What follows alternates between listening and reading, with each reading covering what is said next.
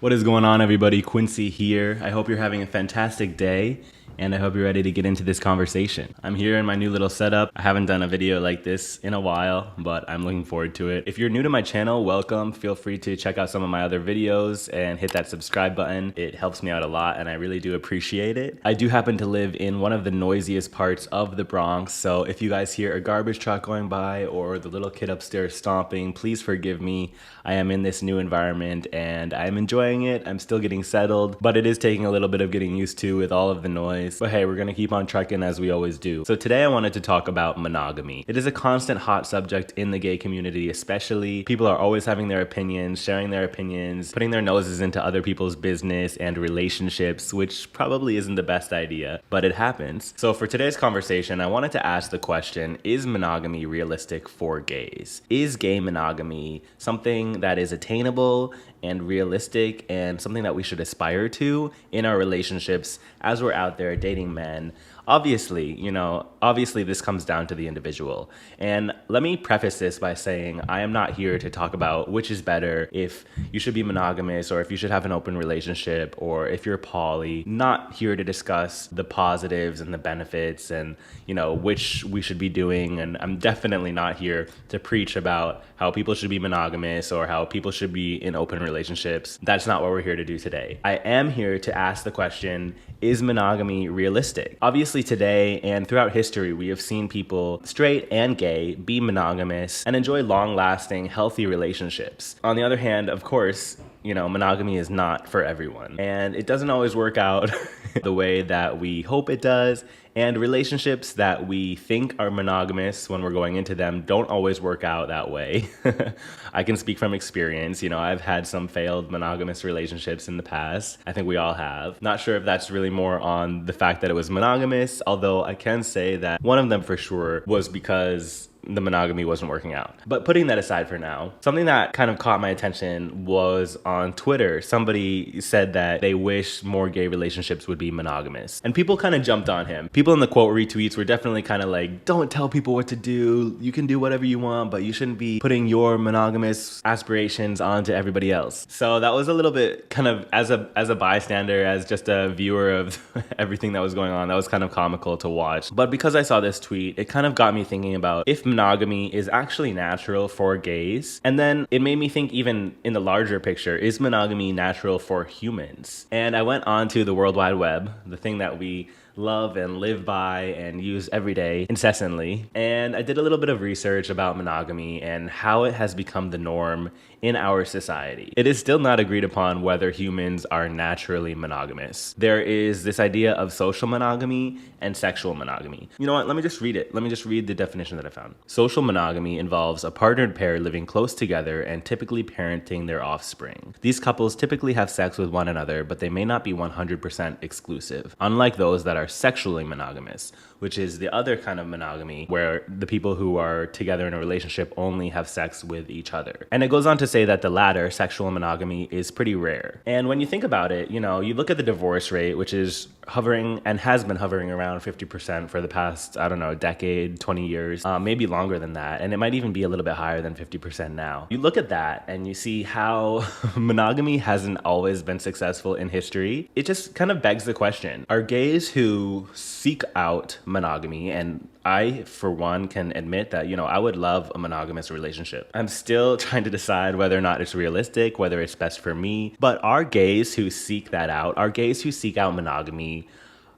setting themselves up for failure? Is that something that in the long term is going to be successful? And you can break it down into, well, maybe it will be successful for 10 years, maybe it will be successful for 5 years, maybe it will be a long relationship like the ones that we're so used to seeing in our parents who have been together for 30, 40 years and have been monogamous. There's so many different iterations of the definition of monogamy and what that could mean to a person and what that could mean to a couple. So let's just get into it. Let's sit back.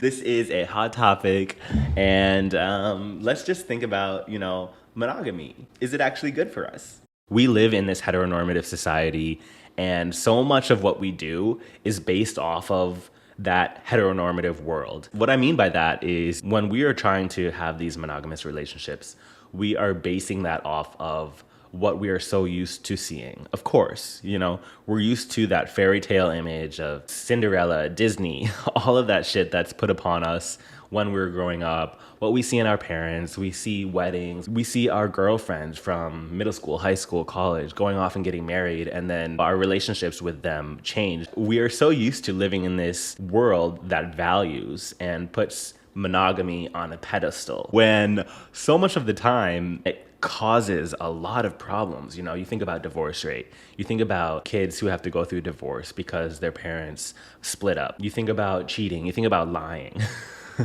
All of this that comes out of the desire to be monogamous. The heteronormative society, the whole culture surrounding being straight and living our lives the way that straight people do, it doesn't work for gays. And in my opinion, that is something that is so special about being gay. We are somewhat removed from that heteronormative society. Even though today in the United States, and of course, I do want to say that as an American man with an accepting family who is very liberal and appreciates and values all different types of people, I'm very privileged to be able to sit here and talk about how we are removed and we are kind of benefited from being gay. That is a very first world type of thing to experience, and I'm very thankful and grateful that I am able to experience that. And I know that it largely comes down to my background and my surroundings growing up and my personal individual circumstances. You could look at different parts of the United States and even say someone who grew up in Alabama or Texas, they wouldn't necessarily be sitting here and feeling as comfortable to say that, by being gay, we're benefited because we are somewhat removed from that heteronormative society, which affords us the opportunity to live a certain lifestyle, one that is kind of less clouded with judgment and more open, more free to kind of explore who we are in many different ways. Something that a lot of people in the gay community around my age, because I think it's something that's specific to your 20s, is kind of understanding and starting to grasp the idea that applying heteronormative standards to gay culture, to my gay lifestyle, doesn't really work. Spock is getting on the couch. The whole idea of marriage itself, it was such a huge milestone when gay marriage was legalized in 2014, I believe it was. 2015, June 26, 2015. When I think about that day, when I think about the feeling that I had of being so proud and excited and kind of just like amazed at the fact that I could now marry the man that I love in however many years. Now that I look back on that, it's kind of funny. Like, I don't even know that I'm going to get married now. I don't even know that that's something that I want. I feel like it's really hard for guys to stay focused on a relationship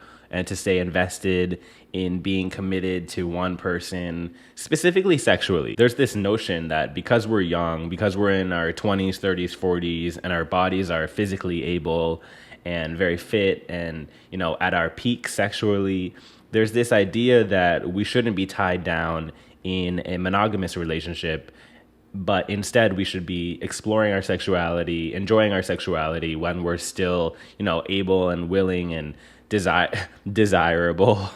It's kind of silly, and it definitely gives you an idea of people's priorities. Some people prioritize sex, whereas a lot of other people will prioritize a relationship, whether that be monogamous or open. And neither is better or worse. Like I said, I'm not here to knock anyone's lifestyle. That is completely up to the individual. And I think that's something that's so special about the gay community, is that we tend to be more open to different lifestyles and try not to be as judgmental. It doesn't always pan out like that. We definitely have a problem with judgment in our society, in our culture, whether that be classism or racism or any of the isms. Just like in heteronormative society, we too have our own problems with that. But when it comes to kind of sexuality and being open, we're definitely a little bit more accepting of different ways of life. Because we have all of these hookup apps, because we have social media like Instagram or Twitter, it's so easy to find someone or be interested in another person, even if you're in a relationship. There's so many chances, so many opportunities for some cute guy to pop up and be like, hey, What's going on? That attraction will always be there. Those other people will always be there. And that's the same thing for straights. But maybe because we're gay and we tend to hang out with other gay guys, it might be a little bit more likely that one of those distractions becomes a little fling. I don't know.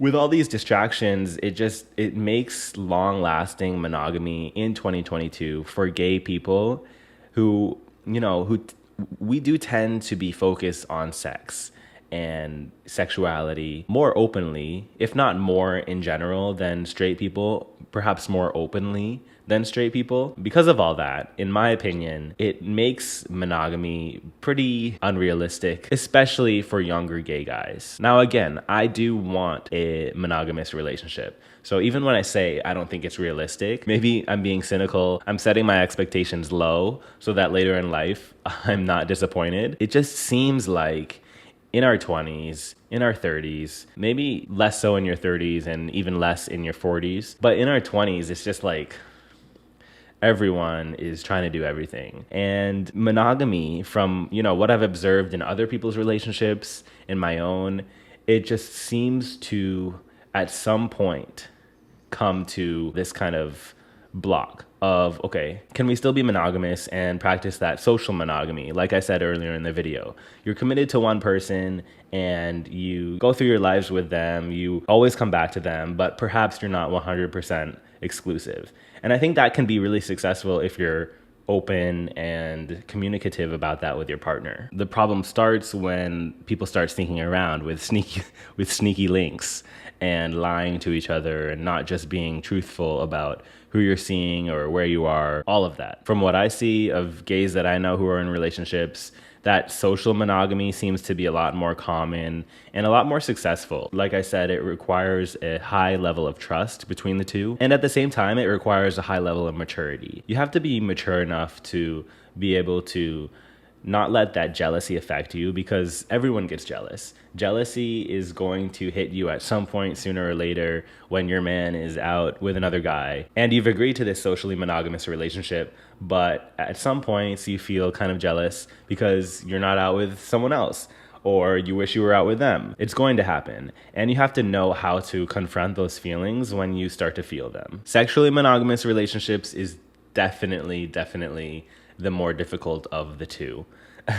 We do seem to be more sexual, whether that just be the culture, whether that just be because we're men, even though I would definitely like to argue against that. It does seem that sexually monogamous relationships are a lot less successful in the long term, at least. And I don't know, people maybe seem to be less happy, and that's a broad generalization. Of course, there's going to be successes in every iteration of monogamy that we talk about. But, in your 20s, in your 30s, in 2022, because the world is modernizing and people are opening up their minds to different ways of life and different lifestyles, it seems like sexually monogamous relationships are less realistic. As long as the two guys can come to a consensus, that's really all that matters. Other people's opinions of what you should be doing in your relationship don't matter. As long as it works with you two, whether that be opening it up to a 3 every once in a while, or, being able to have free reign and just go for whatever, whenever. As long as the consensus is there and the trust is there and the communication is there, then there shouldn't be any problems. Does that mean there won't be any problems? Definitely not.